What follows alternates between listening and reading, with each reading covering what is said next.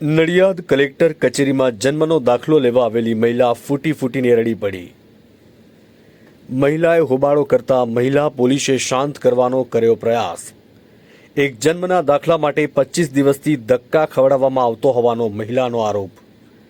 મહિલાએ કહ્યું કે તે 20 કિલોમીટર દૂર લાંભવેલથી આવે છે, છતાં અલગ અલગ બહાના બતાવી મહિલાને વારંવાર ખવડાવવામાં આવી રહ્યા છે ધક્કા। નડિયાદ કલેક્ટર કચેરીમાં પ્રજાના કામમાં પારદર્શકતાનો ફૂટ્યો પરપોટો। જો કે રેવન્યુ તલાટીનો લૂલો બચાવ। મહિલા જે જામીન આવ્યા હતા તે સિટીના ન હતા। મહિલા તલાટી જવાબદારીમાંથી છટકતો હોવાનું થયું સ્પષ્ટ। સિટીના સાક્ષી છે, મેં બંને લઈ લીધું હતું। મારે કાલે સાંજે ચેક કર્યું તો એમાં નડિયાદ સિટી નહોતું। એ બેન કે નડિયાદ સિટીના છે, એટલે મેં એમને કીધું તમે લઈને આવજો, આધાર કાર્ડ એમનું જે હોય એ મૂકી દઈએ આપણે આધાર કાર્ડ, તમને નોટિસ આપી દઉં છું।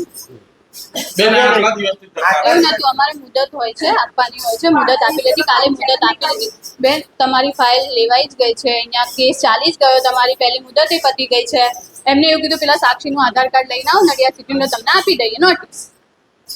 બેન કાલે લઈને આયા તો જામીન તો એ ચાલવાનું હતા, લઈ જ લીધું તો એમનું સાક્ષી મને લાગ્યું નડિયાદ સિટીના, એટલે મેં કીધું ઝેરોક્સ લઈને આવો એમની નડિયાદ સિટી એટલે પતી જાય। બેન તમે મહિલા છો, એક મહિલા મર્યાદા શાંતિથી જ હોય અને ત્યાં સુધી કામ ના થતું હોય કામનું એવું કામ પતી જ ગયું છે બેનનું, કોઈ કામ નથી। કાલે તમને કેમ ખબર ના પડી કે નડિયાદ સિટી નથી? તમને આધાર કાર્ડ પણ આપ્યું, કાલે તમારે કેવું છે?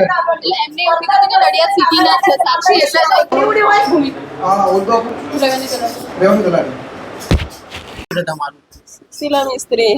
બેન શું તકલીફ થઈ છે તમારે? કેમ તમે મેં જન્મ દાખલાનું નોંધણી ત્યાં આગળ નગરપાલિકામાં ગઈ તો એમને એવું કહ્યું કે રજિસ્ટર ફાટી ગયેલ છે, તો અમારે જો રેકોર્ડ નથી, ફાટી ગયેલ છે રજિસ્ટર। તો કે સેવા સદનમાં જાઓ। સેવા સદનમાં હું આવી તો એમના જે ડોક્યુમેન્ટ ગયા બધા આપ્યા, તો હવે કે છે તમે હજુ પાછા નગરપાલિકામાં જાઓ। તો હું કેવી રીતે જાઉં? નગરપાલિકાવાળા હાથ ઉપર તૈયાર નહીં કે અમારે જો નહીં, તો ત્યાં રેકોર્ડ ના હોય તેમાં હું શું કરું?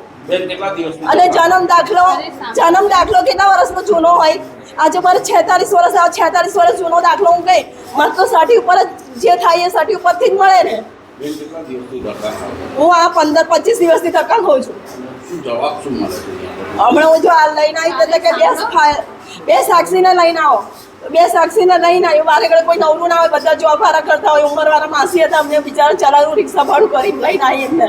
મારો માણસ છે નહીં, મારે દોડા વગર છોકરો મૂકીને દોડ કરું છું ભૂખ્યા પેટે। તો એ મને કહે છે ચાલશે। કાલે એમને મને ત્યાં આગળ જામીનમાં બોલાયા બે જણને, ત્યાં બધે ફાઇલો જોઈ, બધું તો ઓકે છે, તો કાલ મને કહી દેવું જોઈએ ને। અત્યારે મને કહે છે કાલે નોટિસ લઈને લઈ જજો આવીને। અત્યારે નોટિસ લેવાય તક કે જાઓ કે સાક્ષીને લઈને આવો કે નડિયાદ થઈ ગઈ છે। આમને આપ્યો બેને, જે મેન સાહેબ છે એમને નક્કી ફાઇનલ કરી દીધું કે 25 તારીખે તમે આવીને આપી જજો છપાઈને પેપરમાં, તમને કાલ નોટિસ આપી દેશે, તમે પેપરમાં છપાઈ ઓકે। હું અત્યારે લેવાય તો પણ કે છે સાક્ષી લેવો નડિયાદ તો અહીંનો નહીં ચાલે, તો તમે કાલે જોઈશું। મેં એટલા દિવસથી ડોક્યુમેન્ટ આપ્યા તો તમે જોઈશું। તો કે તમારો પ્રશ્ન, મારો પ્રશ્ન છે વાંચવાનું લખવાનું એમનો હોય છે, મને બેસાડી છે કઈ તો મારે જોવાનું। મેં તો કાગળ કરીને આપ્યા બરાબર છે, આઈને મારે જો પેલા હું ત્યાં મૂકીને લાવી છું કેમ બધા કાગળ એમને જે કાંઈ બધી ફાઇલ મેં છાપી નીચે કાઢેલી છે એમની જોડે। કલેક્ટર ઓફિસની તમે આવો છો, તમે આવો છો, તમે વ્હીકલમાં આવો છો, કઈ રીતના આવો છો? વ્હીકલ લઈને બીજાનું વ્હીકલ લઈને આવું છું, મારો વ્હીકલ લઈને નહીં, રિક્ષા ભાડું મને પોસાય નહીં છે, લોમ્બેથી આવું છું।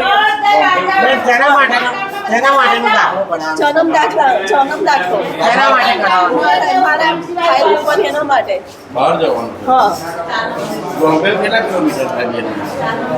15 કિલોમીટર। 15 કિલોમીટર હા હા। સ્ટોપ